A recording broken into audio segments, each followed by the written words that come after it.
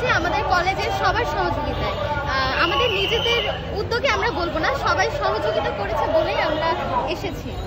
আর এর পেছনে অবদানটা আসলে সবার, আমাদের কলেজ কর্তৃপক্ষ এবং এই যে তাছাড়াও আমরা যে কলেজ থেকে আসার সময় একজন রিক্সা চালক থেকে শুরু করে একজন দেখা গেছে যে সর্বহারা হয়ে পথপ্রাণ, যার কোনো মানে আবাস নেই, সেও আমাদেরকে সাহায্য করেছে। এখনো পর্যন্ত আপনাদের কত টাকা এসেছে আর এই টাকাটা তুলে আপনারা কি করবেন? আসলে এখন পর্যন্ত কত টাকা এসেছে কাউন্ট কি করেছে? মানে আমরা কালেক্ট করা হয়নি, এখন কাউন্ট করতেছিলাম আমরা।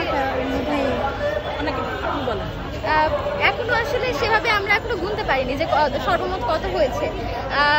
আসলে এটা আমরা এখানে মানে হচ্ছে দিতে চাচ্ছি, এখানে আসলে এখনো জানা হয়নি যে কিভাবে দেওয়ার রুলসটা আসলে কি। আমরা কাউন্ট করে তারপর ওখানে গিয়ে আমাদের কলেজ কর্তৃপক্ষ হয়ে আমরা দিয়ে দিই। আপনারা কোন কলেজ? নাম? আমরা হচ্ছে বেগম বজরুল সরকারি